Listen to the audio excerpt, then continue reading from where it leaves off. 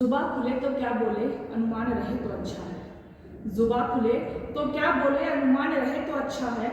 अपने अपने कर्तव्यों का मान रहे तो अच्छा है। दुनिया में घुलना मिलना पहचान बनाना ठीक, मगर दुनिया में घुलना मिलना पहचान बनाना ठीक, मगर पहले जरा खुद से खुद की पहचान रहे तो अच्छा है।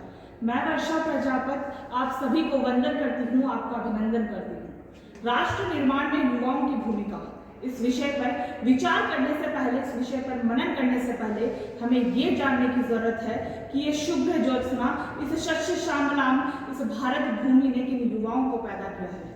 ये भूमि उस मर्यादा पुरुषोत्तम राम की भूमि है जिसने अपने जीवन के पग पग पर मर्यादा रखी है। ये भूमि उस योगेश्वर की भूमि है जिसने मां भारती के समागम में खड़े होकर अधर्म पर धर्म की विजय का बिगुल फूंका था। ये भूमि उस युवा बुद्ध की भूमि है जिसने पूरे देश में, पूरे विश्व में शांति का उपदेश दिया था। ये भूमि उस सन्यासी विवेकानंद की भूमि है जिसने अमेरिका की धर्म सभा में खड़े होकर पूरे देश को, पूरे विश्व को अपने भ्रातृत्व भाव का बोध कराते हुए सहिष्णुता का उपदेश दिया था।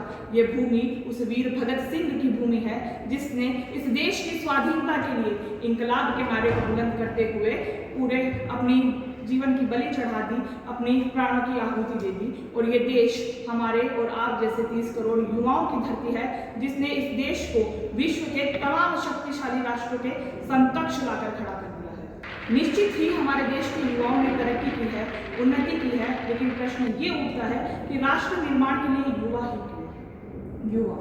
युवा का अर्थ किसी आयु से नहीं है। युवा एक सोच है, युवा एक विचारधारा है। जो सदैव परिवर्तन का स्वागत करे वो युवा है। जो नवीनता और मौलिकता का आलिंगन करे वो युवा है। जो भविष्य की बात करे न कि अतीत की, वो युवा है। आज हमारे देश के युवाओं ने हर क्षेत्र में अपना लोहा मनवाया है, चाहे कला, राजनीति, साहित्य, विज्ञान, हर क्षेत्र में युवा पीढ़ी अपनी सार्थकता को सिद्ध कर रही है। अब बात करें राष्ट्र निर्माण की, तो राष्ट्र निर्माण इस बात से तय नहीं होता कि देश में संसद में कितने बड़े बड़े बिल पास हो गए। राष्ट्र निर्माण इस बात से तय नहीं होता कि उस देश में कितनी आसमान चूमती इमारतें हैं, बल्कि राष्ट्र निर्माण तय होता है उस देश के युवाओं के चरित्र से, उनके मानवीय मूल्यों से।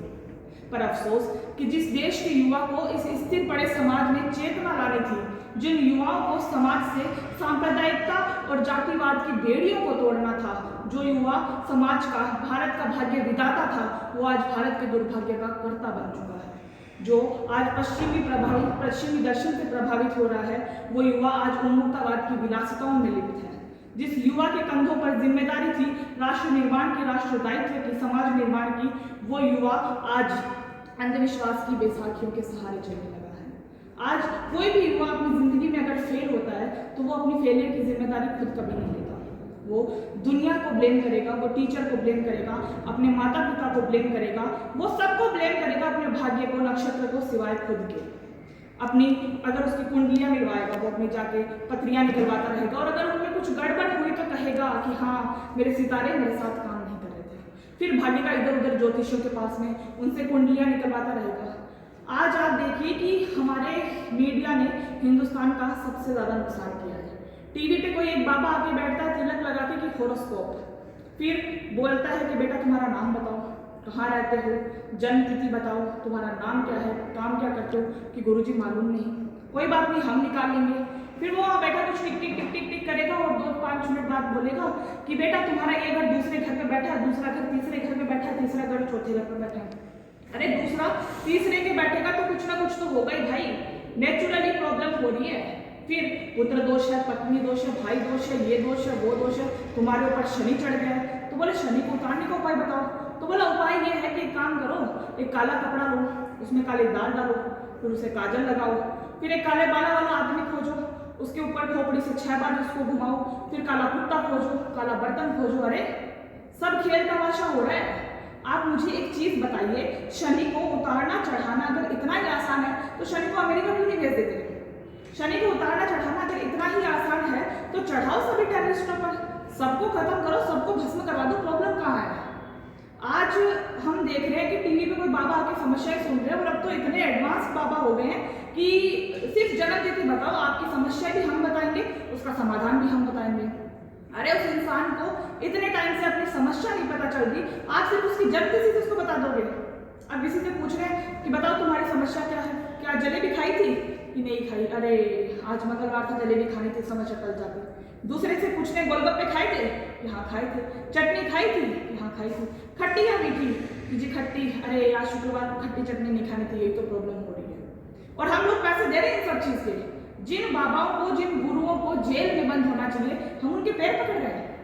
पैर पकड़ने हैं, सर झुकाना है तो उस परम पिता परमेश्वर के सामने झुकाओ, अपने माता पिता के सामने झुकाओ जिन्होंने तुम्हें जीवन दिया है, अपने गुरुजनों के सामने झुकाओ जिन्होंने तुम्हें जीवन को समझने के काबिल बनाया है। अब अंधविश्वास की बात हो रही है तो मैं एक छोटी सी घटना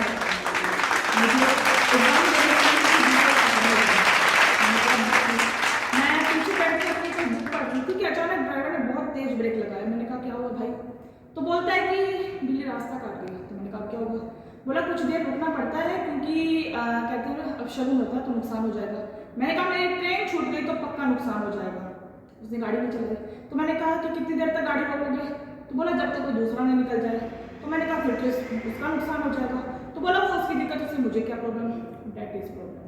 वो नहीं माना। तो फिर मैंने उससे एक चीज़ पूछी, मैं कि भाई एक बात बताओ कि मान लो अगर तुम 10-15 गज पहले होते, बिल्ली निकल गई होती, तुमने बिल्ली को देखा नहीं होता और उस स्थिति में तुम चले जाते तो तुम्हारी गाड़ी पहली गाड़ी होती, तब तुम क्या होता? तो उसने जो जवाब दिया सुन के ऐसे लगा जैसे उसने बिल्ली पे पूरी रिसर्च कर रखी हो। उसने कहा कि उस स्थिति में बिल्ली की पावर्स कम हो जाती है। अब आप खुद देखिए, आप खुद सोचिए कि हम किस तरह से शिक्षित हैं, हम किस दिशा में जा रहे हैं। हमें सिर्फ अपना कर्तव्य कर्म करते रहना है। लोग हमारे बारे में क्या सोचते हैं या लोग क्या कहेंगे, समाज क्या कहेंगे, ये सब हमें नहीं सोचना है क्योंकि लोगों की अपेक्षाओं का कभी कोई अंत नहीं है। लोग, आप ये देखिए कि आपसे जरा सी चूक हुई नहीं कि लोग आपकी सारी अच्छाइयाँ, सारे अच्छे काम भुलाकर आपकी सारी बुराइयाँ, आपकी कमजोरियाँ याद कर ली जाएगी कि माझी तेरी कश्ती के तलबदार बहुत है। माझी तेरी कश्ती के तलबदार बहुत है, इस पार कुछ मगर उस पार बहुत है। जिस शहर में खोली है तूने शीशे की दुकान, उस शहर में पत्थर के खरीदार बहुत है। मैं बस आपसे यही कहना चाहूंगी कि अगर आपने सोच लिया है, आपने निश्चय कर लिया है कि आपको इस कठिन राह पर चलना ही है, अगर आपने सोच लिया है कि जब जलेबी की तरह उलझ ही गए हैं तो फिर क्यों न जिंदगी में चाशनी में डूबकर जिंदगी का मजा लिया जाए। मेरे कहने का मतलब बस यही है कि अपनी मेहनत को सफलता के मुकाम तक पहुंचाइए, अपना संबल खुद बनिए, अपनी तारीफ खुद करिए क्योंकि बुराई करने के लिए पूरा जमाना बैठा है। जिन लोगों की नजरों में आप बुरे हैं उन्हें कह दे कि वे अपना नेत्रदान कर सकते। अपने आसपास के परिवेश में केवल उन्हीं तत्वों को प्रविष्ट होने की अनुमति दे जो सकारात्मक हो, जो बोधात्मक हो, जो विचारात्मक हो, सही दिशा देने वाले हो।